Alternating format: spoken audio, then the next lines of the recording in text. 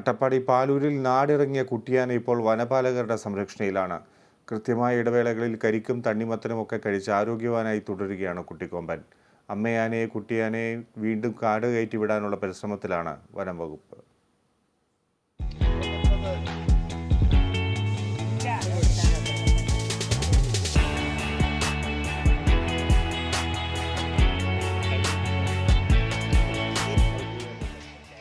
Veterinary ഡോക്ടറുടെ നിർദ്ദേശപ്രകാരം കൃത്യമായ ഇടവേളകളിൽ കരിക്കിൻ വെള്ളവും തണ്ണിമത്തനും രാവും പകലും സംരക്ഷണമൊരുക്കി വനപാലക സംഘം.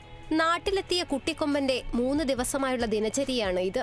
കുട്ടി പൂർണ്ണ ആരോഗ്യവാനാണ്. ഇപ്പോൾ ഡോക്ടറുടെ നിർദ്ദേശപ്രകാരം ഇന്ന് പാലും കൊടുക്കാൻ തുടങ്ങിയിട്ടുണ്ട്. കരിക്കും മാത്രമേ കൊടുക്കുന്നുള്ളൂ. എല്ലാ നിർദ്ദേശം ഉന്നതാധികാരികളുടെ അഭിപ്രായം, ഡോക്ടറുടെ അഭിപ്രായം കൂടി ചോദിച്ചിട്ട് തീരുമാനമെടുക്കും. ഇന്നലെ രാത്രിയോടെ കുട്ടിയാനയെ വനമേഖലയോട് ചേർന്ന പ്രദേശത്തേക്ക് വനം വകുപ്പ് മാറ്റി. ആരോഗ്യസ്ഥിതിയിൽ ആശങ്കയില്ലാത്തതിനാൽ കുട്ടിയാനയെ വനപ്രദേശത്തിന് സമീപം തന്നെ നിർത്തിയിരിക്കുകയാണ്.